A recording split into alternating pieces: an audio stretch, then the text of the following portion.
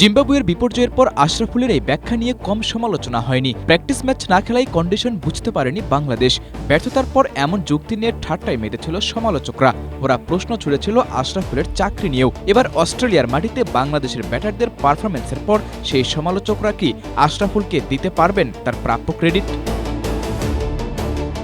Zimbabwe সিরিজে ব্যর্থতার পর আশরাফুল বলেছিলেন, প্রস্তুতি ম্যাচ না থাকায় কন্ডিশনের সঙ্গে মানিয়ে নিতে সমস্যায় পড়েছিল বাংলাদেশ। তার এই বক্তব্য অবশ্য সহজভাবে নেয়নি অনেকেই। প্রশ্ন উঠেছিল, আন্তর্জাতিক দলের ব্যর্থতার দায় কি এভাবে প্রস্তুতি ম্যাচের ঘাড়ে চাপানো যায়? এমনকি ব্যাটিং কোচ হিসেবে আশরাফুলের ভূমিকা নিয়েও তৈরি হয়েছিল আলোচনা। তবে তখনই অস্ট্রেলিয়া সফরের উদাহরণ দিয়ে আশরাফুল বলেছিলেন, সেখানে আগেভাগে গিয়ে প্রস্তুতি ম্যাচ খেললে ব্যাটাররা ভালো করবে মূল ম্যাচে।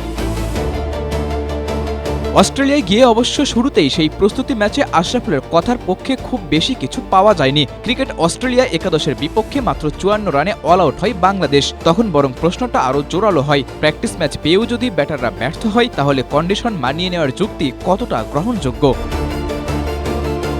কিন্তু আসল পরীক্ষায় এসে পুরো চিত্রটাই বদলে দিল লাল সবুজের ব্যাটাররা। অস্ট্রেলিয়ার বিপক্ষে প্রথম টেস্টে অজি পেসারদের সামনে দাঁড়িয়ে বাংলাদেশের ব্যাটারদের প্রথম ইনিংসের সংগ্রহ ৪২৬ রান। অস্ট্রেলিয়ার প্রথম ইনিংসের চেয়ে যা ২২৮ রান বেশি। তানজিদ হাসান তামিমের সেঞ্চুরি, শান্তর ৮৪ আর মিরাজের ৬৫ রানে অস্ট্রেলিয়ার মাটিতে নিজেদের সামর্থ্যের বড় প্রমাণ দিয়েছে বাংলাদেশের batting unit.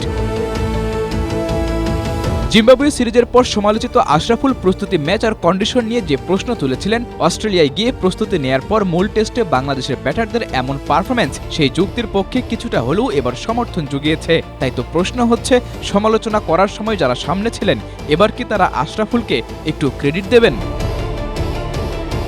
সাদাতুর Rafi, Asia post.